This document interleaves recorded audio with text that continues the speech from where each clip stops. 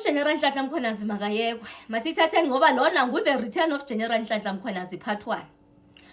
Fikile wabulisa ithe xa iphendule yami yathi sawubona sihlalo. Dada ayibhakula ngoba kuzohanjwa ngoku.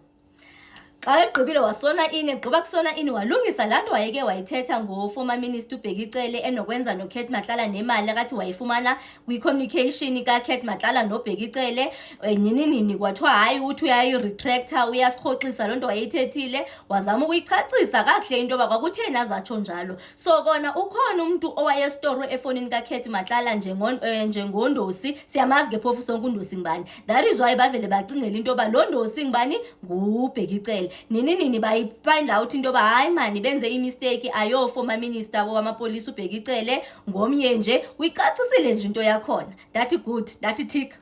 Wabuya wathi ngifuna ukulungisa la mcimbi onokwenza nala meeting yami noKate Matlala. Watsho wayivuma into yoba ndadibana noKate Matlala watsho exactly into yoba wadibana njani. Ndandinixelele ndathi uzatsho akanavalo mos yena wayicacisa kakuhle into yoba wadibana noKate Matlala bedibana through i-Hawks head uGeneral Senona wayithetha nje ngoba into yakhona yesithini kuthele ngakange abe uzoyidisclose into yakhona apha. It is because kwayena uKate Matlala ngendlela babethethe ngayo kwakungathi uKate Matlala uspaya okonto oGeneral Sibiya. So kune information wayezixelela into yoba uzayisakha. So xa kangathetha into efana naleyo izavela imuncula uKate Matlala avela adle phansi angasamthembi. So that's why engazange avela ishare lonto le ngoba kunezinto akathi yena wasixelelwa nguKate Matlala kula meeting leyana phansi koba ke bebhizi nophenyo. So akho nto engabitheni uyayifihla akayiphika ngalonto le. Bafethu waveza enye into athi wathi nisesekulo mcimbi onokwenza noKate Matlala kunendoda apha eseyibhala incwadi.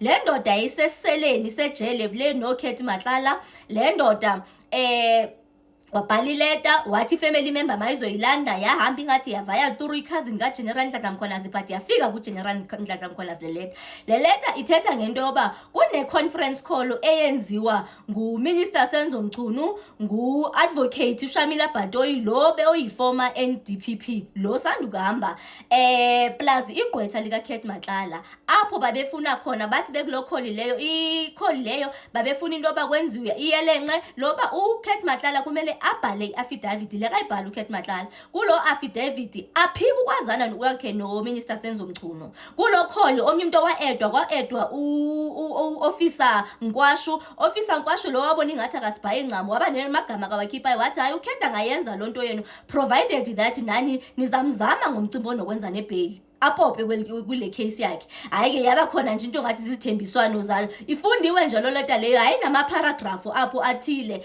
Then ke ngoku bangakudala kwafika amabhulu amabini aweza azolanda intoni azolanda lo leta leyo kuKate Matlala ekhona yena lo muntu obhalele leta. Lo muntu lona ke uze utsho uthi wabuza uKate into bayibo ngoba lona ayogqwetha lakho la abantu apha alikho akho gqwetha lakho kwaba bantu aba ngobani ababantu aba. Hayi wabachazisa nje into ba hayi ngabantu abathunywe Minister Senzo Mchunu into babazolanda la mcimbi wala affidavit. So babezolanda la affidavit esayifundelwa kwipofi affidavit yakhona. Hayi bafethu asiyifundiswanga yonke into i-content yala letter but kukhona ethe khona namagama oba even o-advocate Johnson ba-implicated kulanto because khona apho isisho khona la letter into yoba they are on ball meaning they are on the game. Nini wakule leta lena khona apho ngathi khona even indaba zomkwenza nokati somulifi ininzi nje la leta lela but asiyifundelwanga yonke la leta. Waba khona amagama athi nje uyahalela into yoba la mntu lo yalalela umnikazi wala leta into yoba azo appear before i-ADO committee. Asiyazi bazayenza njani because sokutshiwo mos kwathiwa uGeneral Nhlanhla Mkhwanazi ngumuntu ogqibela ukuzo appear apha phambi kwethu ku-ADO committee. Bafethu ayiphelelanga apha lena akamyekanga u-Adams waqoshelisa into onokwenza no-Adams nendlela u-Adams akenza ngazo izinto phofu phansi koba ejike wathi xa kesithi inhla wambona engekho wathi hayi mani ndilusizi into yoba ndingamboni u-Adams apha because bendihalela into yoba sike sidibanisa amehlo mna naye. Hayi akubanga kudala bafethu wafika u-Adams hayi ndiyilibala njani into yoba namhlanje ii-members ze-MK azinxibanga i-camouflage bazi nge-camouflage bathe nje kuze umhlonitshwa zidlala isuti ezanto. Hayi ke weziwa ngayo Texas lapho unento ke uGeneral Nhlanhla Mkhwanazi nyambona into yoba uJames njobe ngumuntu olwayo nje solo emafunufunu nje. Hayi uGeneral Nhlanhla uma lethi xa ke sithi ufuna ubiza igama lika-Adams ubizana noJames ufuna ubiza uAdams ubizana noJames. So nje hayi ke wayaya into yakhona wazama nje ukuyicacisa, hayi ke noKhola Barnard akabayeka ngaphi into yoba nje babhizi baba misinformed. Ndibone uKhola Barnard etshonisa inhloko ezama ukuzifihla ephezu kwakhe uGeneral Nhlanhla Mkhwanazi. Hayi ke bafethu nyamazi ke ezaza ke akamshiyanga naye uGeneral Sentimula, waze wasixelela nento yoba uGeneral Sentimula wayeke wakwa-Crime Intelligence. Nguye umuntu owamsusa kwa-Crime Intelligence ebona ubungozi bendlela imali yayidliwa ngakhona phaa kwa-Crime Intelligence kuze abe uyamsusa. Uthe esithi Bavar wadibana naye sokuthiwa uGeneral Sentimula useke ngumuntu omkhulu, seke yi-senior PPP. Uze watsho wathi andimbone nje apha ebhizi nje enimodelela ethinti ndabe ngiqondi bakwekhu ezi azazinto. Phofu etshilo wathi mna bafethu anangxaki, uba ngaba nifuna ukulahlela amagada apha kum, lahlela namagada ukwenzela into yoba xa nilahlela amagada kuzophuma yonke into emele iphume. Hayi bafethu, hayi akamyekanga ke uGeneral Sinona wasibalisela nento yoba beseke nenjongo zoba uzoyeka i-SA pha esipoliseni ehambe efuna ukuyojoyinana nemcimbi wokwenza ne-security company kaKhet Matlala. Phofu ke into yakhona inokwenza nento enelisuthu phakathi. Hayi bo bafethu akayishiyanga laa nto efaka unto. Nakhumbula ndithi babuke kwakhona uSamkeliso Mlotshwa apha wanezitshola kazenza against uGeneral Nhlanhla Mkhwanazi. Akaziyekanga, wayicacisa wathi hayi bo ndiyamangala naxa imane ndifakwa kule nto, because la case yi-case kwakumele uba inokwenza ne-DPCI which is iside lama-Hawks. Ndimanga nofishi ke liside loo nto elo General Sinona elo watsho nje wazama ukucacisela kakuhle into yoba even lo mlotshwa lona sekeyobanjwa nje le ngaphandle kwicrosse iborder nje engumuntu phofu enemoshari. Watsho mos naye wathi ngumuntu onemoshari, waze watsho wathi he imvisa nje iyasimangaza nje kwale nto ipolisi elingaka elinokwenza ne-cross border libe line-funeral phala, ngenzeki nintsi into eyenzakalayo erongo ngale funeral phala yakhe. Wathi kwalo mlotshwa lona nje obebhizi etsholana naye phofu ke kukuthi waziswa nguFedals apha epalamente. Lo mlotshwa lona wayengekho, sekeyobanjwa ngaphandle nje, even ingathi imcimbi onokwenza neepasipoti zakhe ayicorrespondi laa nto akasixelela yona. Hayi bafethu myekeni, ndithi uzixelele nje into yoba zonke so ndingabe ndisithi izitsholo bongathi zijongene naye. Hayi bo uvele wazithi nje lafu wathatha loo nto wabhekisa ecaleni. Esenje into endinayo lixesha loba ndifuna into yoba sithini sigubhurule yonke lento enobugulukudu eyenzekayo apha kwi-infiltrator isipolisa sethu, engayiyekanga ke phofu into nokwenza ne-IDAC plus into i-IPIT yonke abobunyulunyulo benzekela pha. Hayi bafethu myekeni, ndithi ucelele ngokwakhe wathi even if it means naye makabe uzabekwe epanini, akanavalo mabambeke epanini. Watsho wathi even laa nto yenziwa nguSols akanangxaki yena uSols bekeyenza laa nto kumntu wonke, angathi nini abe ngibala amapolisa abanye abapraise. Uba ngabe uzathi wonke umntu unama-holes, yena unguGeneral Nhlanhla Mkhwanazi nje onama-holes. Uyayazi loo nto leyo, uyavuma into obunama-holes, but into angayifuni yinto yoba abanye batreatwe njanjani abanye batreatwe njanjani. Apha the reason why kucreatwe i-ad-hoc committee nemadla ngakho, it's so that kuthini kugqubhururwe yonke inyani, kuphume inyani. Engamyekanga madoda uJustice Madlanga njengoba pha ku-ad-hoc committee umane erifera kujaji into yoba iyamangaza le nto lena, into yoba abantu basesipoliseni abangama-seniors bazothi besabana nemigulukudu. Iyenzakala nje ichane elikhulu kakhulu lelo, engayishiyanga into nokwenza noSteve Mutsumi, because ngendlela kathetha ngayo sokungathi though ebengafuni ukukhipha izitsholo, nami zawuthi allegedly akafuni ukukhipha izitsholo, but nje since umaqhuzu lelo walento kwakubonakala ingathi ngumswazi lo ngasekhoyo, the ruthless taxi boss eyasoleka, ungathi umuntu otake over nguSteve Mutsumi. Watsho wathi kwalento into yoba bazosaba ukubiza amagama abantu, wathi kwakula message njengoba wayesaba ukuyifunda uGeneral Sinona nje yintoni into zamenza esabi message engabhalwanga nguye, because umuntu oyebhala la message nguye after uGeneral Sinona bezama inoba bethi balahlela yena under the carpet. Wathi xa ndanisenda la message ndandingenzi mistake, ndandisazi into yoba ndifuna kube khona into in black and white ebhaliwe. Wayeshiya ipaper trail. Hayi bafethu makayekho, ayikaqali bafethu questioning, ndisezabuya no part 2 be-questioning, because hey kuyatshisa. Phofu ke kusezamanyelwa even la recording kaSentimula utshilo nje wathi nje into ezifaka abantu bafana noGeneral Sentimula ayo bantu abo. Ayikanindiyeka bafethu, silindeni use part 2. In preparation of my evidence before the committee, I relied on information provided by the analyst in relation to the cell phone data of Mr. Matlala's phones. The analyst that worked on this was Ms. Nonhlanhla Ketsekile, who is a lieutenant colonel in the South African Police Service, She's the one that conducted the analysis of the data from the two mobile phones of Mr. Matlala. Colonel Getsekile subsequently deposed to a statement wherein she explains how the error occurred. And the statement, I'm sure the members have, the statement that she deposed. She says, during the execution of her duties, she was, of course, in the presence of myself and other colleagues, who include the generals that are working on this case, where there was a projection of the data downloads of the cell phones of Mr. Ket Matlala. The two cell phones where the information came from Mr. Matlala was a iPhone 16 as well as iPhone 15. And it was discovered during these downloads that there were communications on cell phone numbers of General Cele, and General Cele's numbers were saved on these phones.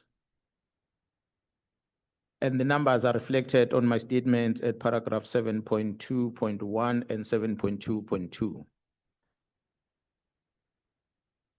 As you can see, these numbers were saved with particular names, Ndosi and Cele. For those who does not know, Ndosi is a clan name of Cele. So you'll assume that when a person talks about Cele or Ndosi, he talks about the same person. The analyst then explained that in the very same phone, there were also chats that were coming from 8 different numbers, which is reflected on paragraph 7.3. And this communication that is dated the 27th of December, 2024, it was a communication between Vusmus Matlala and the person on this number that he had saved as Babndos. So right at the onset, you'll assume that Babndosi might be a Cele person, not necessarily General Cele, but might be a Cele person because it's a clan name. But where the error happened, and honorable members must see there on record, and we are reflecting that especially on paragraph 7.5 of the statement. The number that is reflected on paragraph 5.2.1 above, which reads 072-207-3518. That is a number of General Cele. And the number that was communicating on text with Ket Matlala that was saved in Ket Matlala's phone and saved as Babndosi, or the address that Matlala uses, the number reads 072-204-3518. So on the glance, as the members can see, the two numbers are almost similar with a difference of only 1 digit, right in the middle. That's 1 digit that differentiates between the two numbers.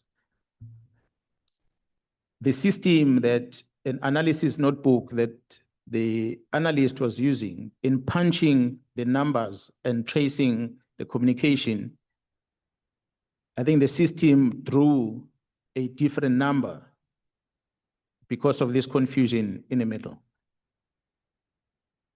Now, the analyst does submit a statement, or she has submitted a statement, both before this committee as well as on a criminal investigation that has been investigated by IPIT as a result of a case of perjury that Mr. Adams, the honorable member of this parliament, have opened as a result of that error.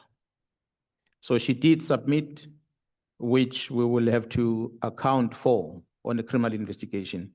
But she did submit her statement to explain how this error occurred. So we were upfront to withdraw that statements made. We've put in a statement supplementary in that regard, and we are here today to submit an explanatory statement on how this error between these two numbers occurred. Honorable Chair and members, We also believe that the very same Vusmus Matlala made the same error. He might have been under impression that he's communicating to someone else, Ndosi, Bab Ndosi, that he addresses as Bab Ndosi himself. Why do we say that? We say this because, Honorable Chair and members, the owner of the number that the mistake happened resides in Mpumalanga. His name is here. I'm not going to read it for privacy, but the members is reflected on the statement. The owner of this phone number has given us a statement as well, where he explains that he received a number of messages, WhatsApp messages with bank records, statements that he did not understand what was it about. There were a lot of them. And he then responded to try and get a conversation from the person who's sending him these documents. He sends him a message, he said, hey, and then the person responded. And next thing, there was an exchange of a bank account because it seems like Ed Matlala needed to put money, give money to this person. And this person gave him capital account. And this Ed Matlala deposited the money into this account. And this man was appreciative, he's unemployed, and he said he took some of this money, gave it to his girlfriend. And he wanted more money because he doesn't know who's this person that is donating the money to him that he does not know. It is then when Vusmus Matlala realized that looks like he's talking to a wrong person. And Vusmus Matlala says on the WhatsApp message, who are you? So he's asking this guy that he has already given the money to, says, who are you? And this person explained, no, I'm so and so. So immediately after that, Matlala deleted all the messages that he had sent. He retracted all those messages from his phone. So a statement from that owner of that cell phone is here. The downloads from Matlala's phone does show those messages that the members or that the witness is talking about that were sent by Matlala to him. And they are reflected, attached to the statement, at the back of the statement, that the members will be able to see them. Right at the back, there's quite a lot of messages that Matlala had sent to this guy, and he later deleted all of them. So we believe that Matlala made the same error, Chair, that we also made, simply because a number between this gentleman and Cele differs with only one digit. I think it's digit number 6. The other one has got 4, and the other one has got 7. The rest of the other numbers, they are exactly the same. So that is what we are submitting, Chair. It was not an intention for us to mislead this committee. It was an error that was made when the analysis team extracted information, which was discovered by the very same team when the investigation was conducted further. And when we established that, no, this is not the real person. And that's why we withdrew the statements that we made, which we had right at onset indicated that what we are sharing, it's any collective information that comes from different colleagues in the service. So that's my submission, Chair.